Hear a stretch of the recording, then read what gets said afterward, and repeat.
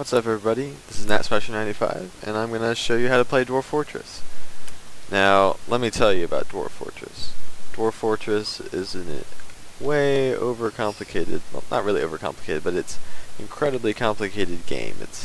Everything relates to everything, everything has a history, your dwarves can die of pretty much anything, and it's really complicated.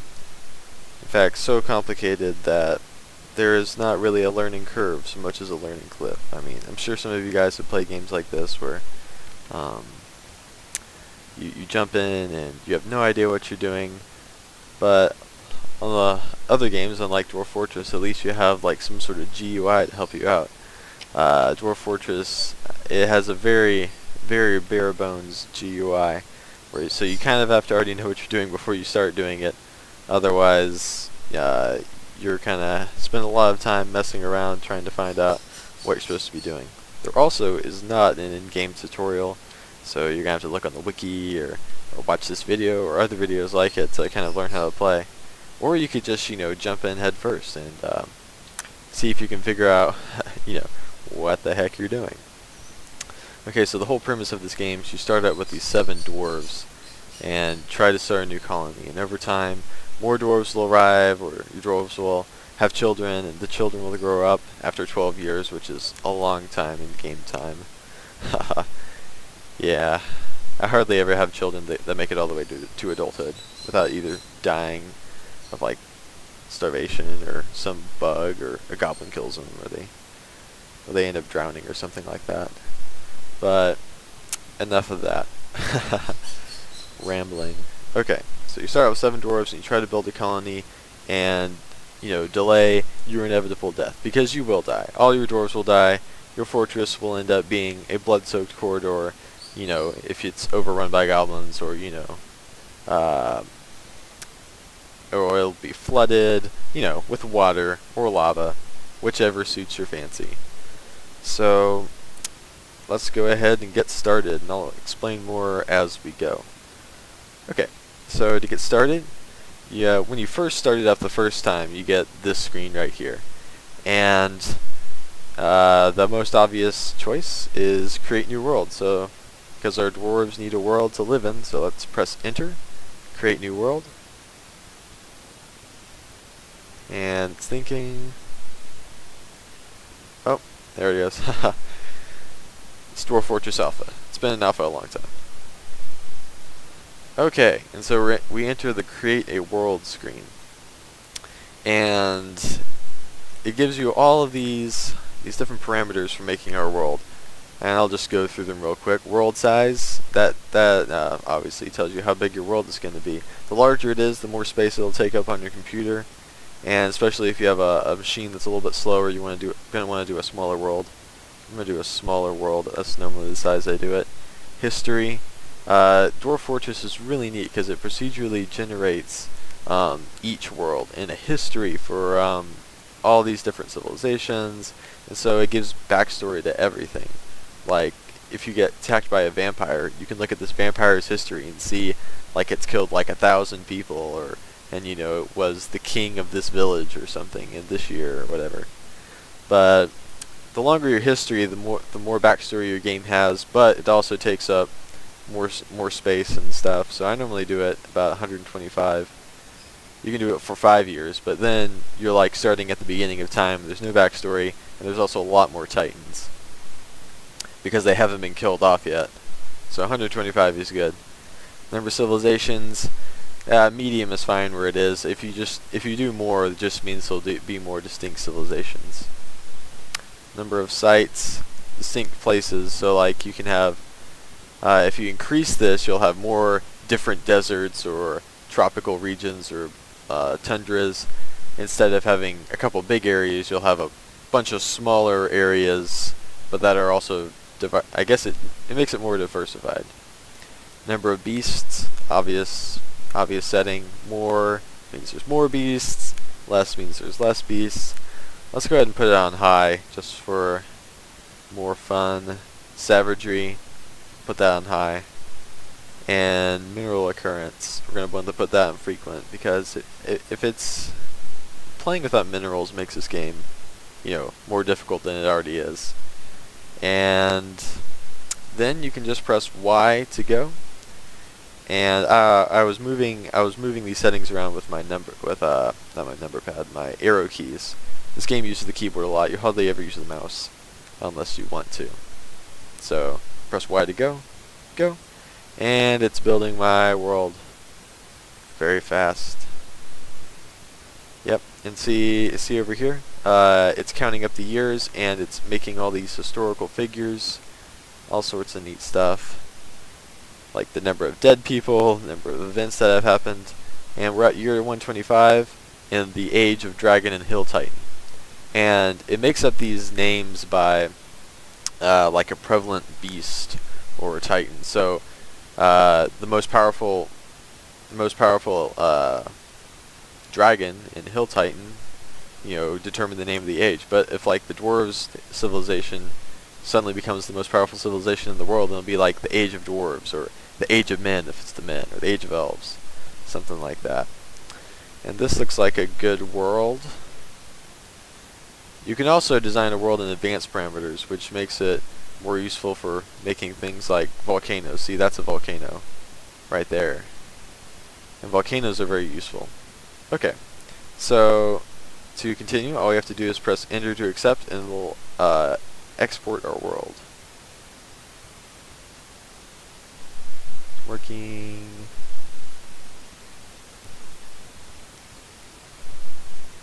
And just so you guys know, I'm using the Mike Mayday tile set, Goblin tile set.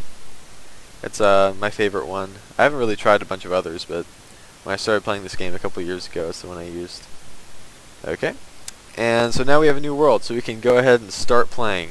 Hey, look, there's a choice that says start playing right there, so just scroll up to it, press enter, and now we can either start playing in Dwarf Fortress, Adventure, or Legends. Dwarf Fortress is the primary game mode. It's where you start with 7 dwarves and try to build a fortress, survive as long as you can. Adventurer is it's more of a roguelike dungeon crawling thing, and you have to stay out.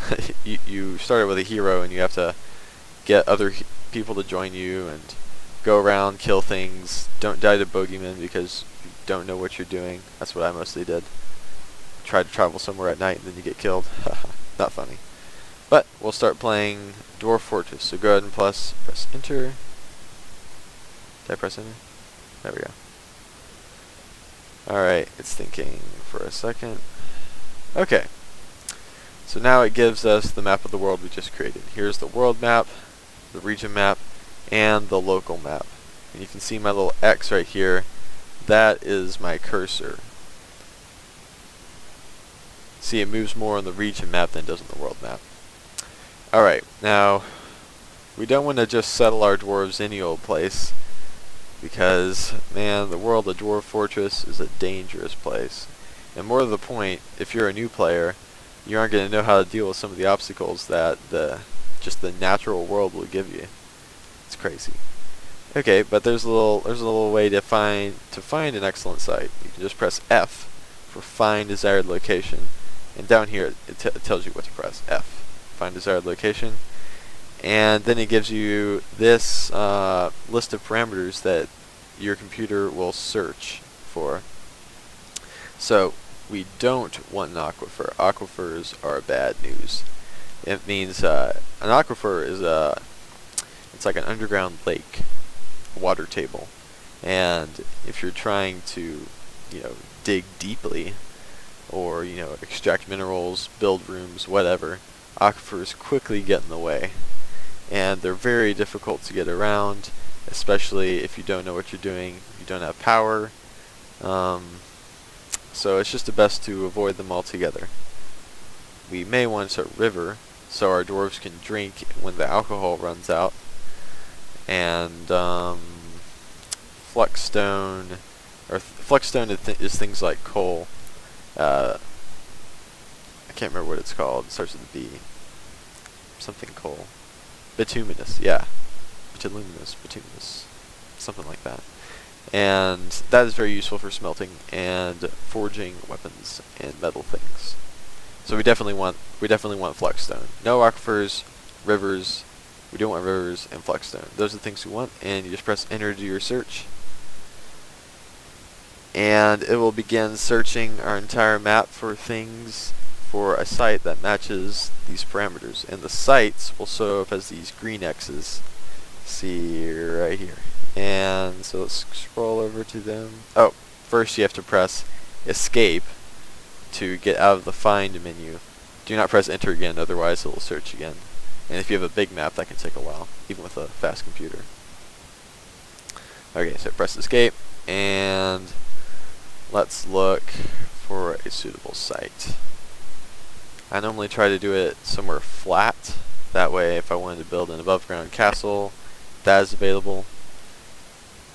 And you can change your the way you view your map by pressing tab. Like right now, it's just showing me these little cute trees and bushes and stuff in the local view. But if I press tab, it'll show me civilizations, the elevation. I like elevation like this. Zeros, the little coffins. That's what the little blobs are. The little blue blobs, those are coffins. That means it's flat. And so, yeah, that's very steep right there. Very steep. Looks like, oh, it looks like here we'll have a waterfall, which is kind of a neat thing. Waterfalls make dwarves happy for some reason. They like mist. Mist is good, except, you know, when it spreads blood all over your entire map and you have a blood mist. That's not good. Also very steep. See, because it's probably steep because we're in this mountain range right here. Alright, here's a good spot. Yeah, that'll be a good spot. Okay.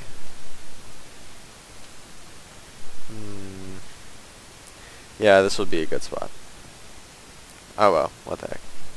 Alright, so we just keep on pressing tab, and you see, and this will tell me what this site has to offer. It has some soil, shallow metal, deep metals, and flexstone. And the temperature is cold, which means we'll have ice during winter. Ice can be good, except, you know, when the river is protecting you from goblins, and then when it freezes over, they can suddenly cross over to you, or you're building a moat and it's filled with water, and then suddenly it freezes and it's not a moat anymore, it's just ice, and you're toast. That's happened to me before. Okay. This looks like a good spot. Yes. Does look like a good spot. Cold. Trees, woodland. Woodland is good. It means we'll have a good amount of trees. Moderate amount of vegetation. That's not really important. Wilderness. It doesn't really matter. I mean, wilderness basically just means you'll have things like elk and wild beasts, but not really dangerous. Super dangerous wild beasts. I mean, they can still kill you, but not very, very dangerous. Alright, enough rambling. So you can just press E to embark, and now that we've chosen our site, press E. And you can press play now and start with nothing and no skills, or you can prepare for the journey carefully, which we want to do. And the tile set I use always comes with the Mike Mayday custom start set thing, and I always use it. Use the Mayday custom. And here we can see our 7 dwarves we'll be starting out with. We have Zan, what's his face? Tiristidoli, little peasant. And over here on the left you can see what sort of skills he has. He's a proficient miner, which is the max amount of skill you can have starting out. Alright, page down. I'm using page down. And he's also an adequate negotiator, novice judge of intent, and adequate appraiser. And those skills are useful in trading, which we'll get to later. Alright, let's go back over. And we're looking at Ushavir. And what sort of skills does he have? I bet he's a woodcutter. No, he is also a miner, but he's not the same level of mining as the first peasant. And he's also a weaponsmith and an armorsmith. Those skills are important, but Not so much. By the time we get to weaponsmithing and armor smithing, we will have other dwarves with those skills. We could change them, but I'm not going to mess with it. Next, this guy, Lore, is an adequate woodcutter and a skilled carpenter. I don't think he has any other skills. Oh, he's a skilled axeman, because he'll be using an axe. Savesh, he's a skilled mason, an adequate engraver, an adequate building designer, and an adequate mechanic. So he's going to be in charge of making all of our stone stuff, like blocks and engraving things, making mechanisms for our mechanics and stuff, until we can get a full-time mechanic. He probably will be a full-time mechanic for now. Onul, he is a skilled stone crafter, so he's going to be making all our crafts. He's also a bone crafter and a gem cutter. What else has he got? Nothing? Alright. We have Rakest. He's a novice fisherman, which is a skill that is very easy to level up if you have a bunch of ponds or a river. He's also a competent brewer. This guy is gold. You have to have alcohol to make your dwarves happy. Without alcohol, their productivity suffers terribly. They will not do anything quickly. They'll become depressed, which is opposite of how you might think not drinking alcohol would make you. Well, no, not really. I mean, it just makes them sober, but sober is bad. Just remember that. And lastly, we got this guy, Zephon. And he is our farmer. He's a skilled grower, a competent cook, and a competent butcher. What else you got? Nothing? Alright. Well, that looks like a good starting lineup. It has everything we need to survive. And then if you press tab, you can look at the items our dwarves will be bringing with them. So we got 2 copper picks, 20 barrels of dwarven wine, 20 of dwarven ale, 20 of dwarven beer, 20 of dwarven rum, 50 plum helmets, 30 units of cow meat, a unit of coke. That's not Coca-Cola. It is used as fuel for furnaces and smelting and stuff, and bituminous coal, which is what I was trying to say earlier. You don't have to start with coke or bituminous coal, but if you want to start smelting things immediately, like if you find some copper and you want to make some more pickaxes or something, it's definitely nice to have some fuel ready to go. Of course, you can always just use wood. Wood is also very good for you can turn wood into charcoal and use charcoal instead of bituminous coal. But it's always better to use a material that doesn't involve you chopping down trees and making the elves mad. Not that I care. Elves, ha. And a copper battle axe. And over on this side, you can see that we have 3 war dogs, 3, I think that's female war dogs, and 3 male war dogs, and 3 female cats. Wait, I think I got those backwards. Whatever. Okay, I can't remember which one is which, but either way, the way breeding works in this game is as long as there are females on the map, if a male appears of the same species appears in the map, he will automatically impregnate any females on the map. Regardless of that he is trapped in a cage, 500 units away or something, at the bottom of the earth. And the cat is on the surface. The cat will have more cats, which will lead to a cat explosion, if you're not careful. So my dwarves may be eating cats in the future at some time. Okay. Oh man, all this talking, not used to it. All right. Next, we have to name our fortress. So if you press Shift F, we can name our fortress. Right now it's named Tundra Armors. And you can press R for random, and it'll make up random names for your fortress. Rhythm Anvil, Route Hammers, Bolt Boats, Granite Feints, Attic Ghost, Alley Hall, Copper Early, Scarred Rags, Star Relics, Ironside. Oh, that sounds cool. I'm gonna do that one. And you can also you could name it anything you want. There's like hundreds hundreds of words and all sorts of things you can do to it. Like you can have the like the steel trumpets of steel steel spearing or something, or the ancient abbey of flaming retribution or something like that. Okay, so you press escape to get back to the embark screen, and now we can name group by pressing Control G, and this is the name of our group of 7 dwarves.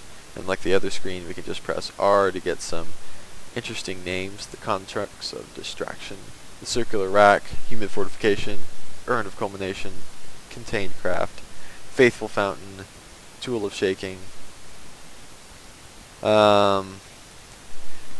Let's see. And then you can press E to search.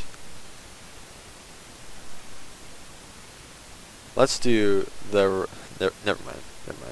Let's just do a random name.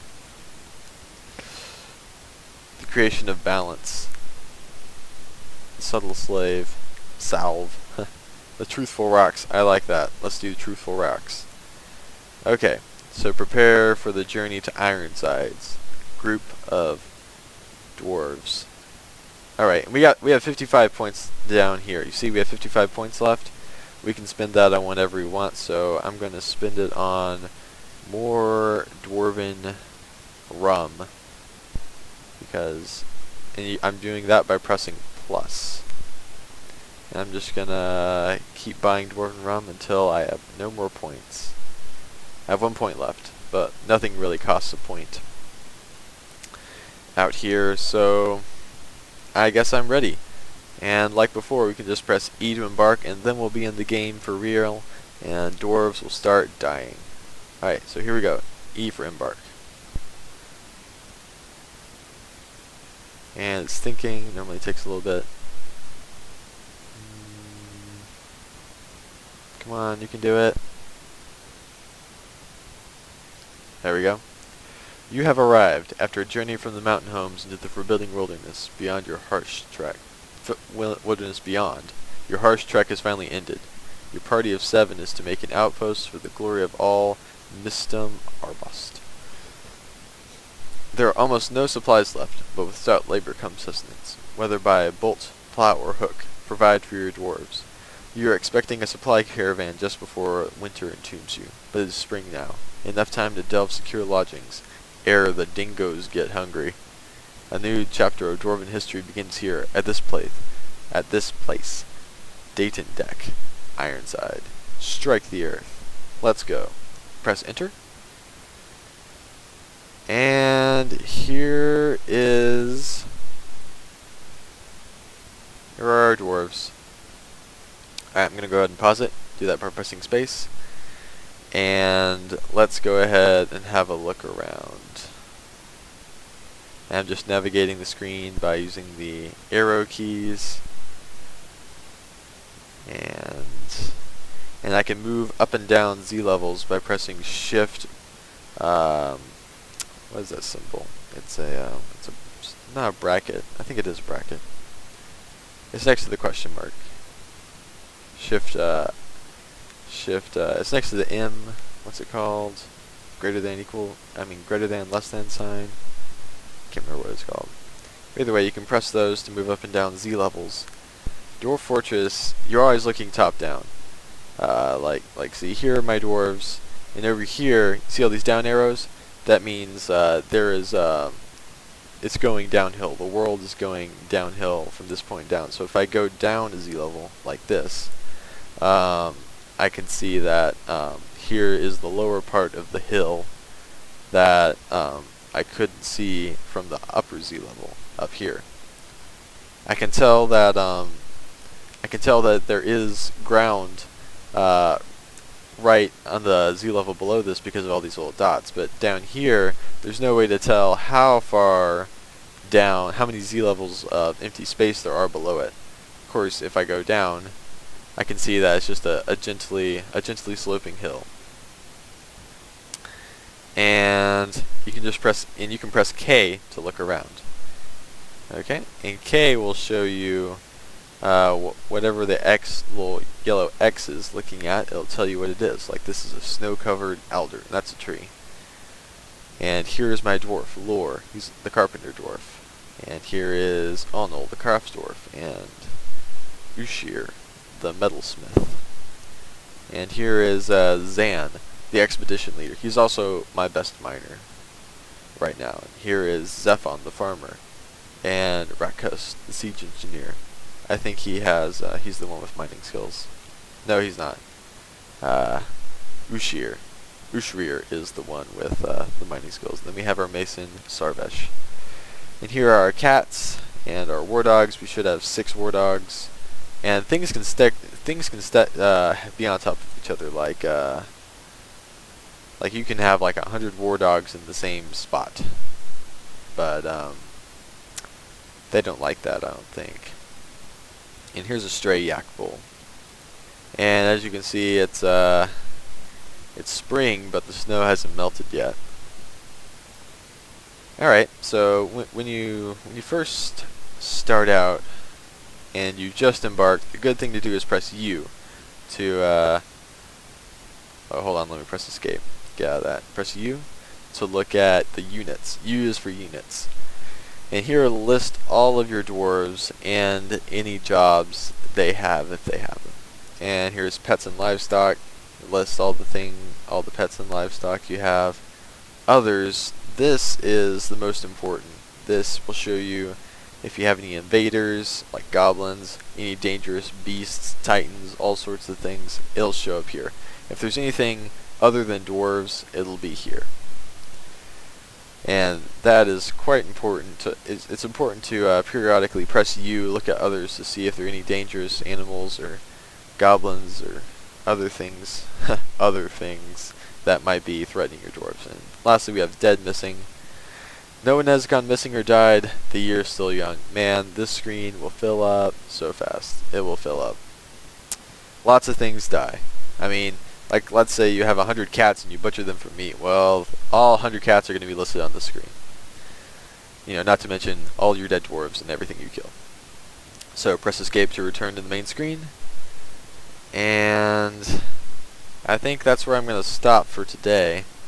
But tune in for the next video and I will sort of give you the embark instructions. What do you do, or what do I do when I first embark? Okay, so thanks for watching.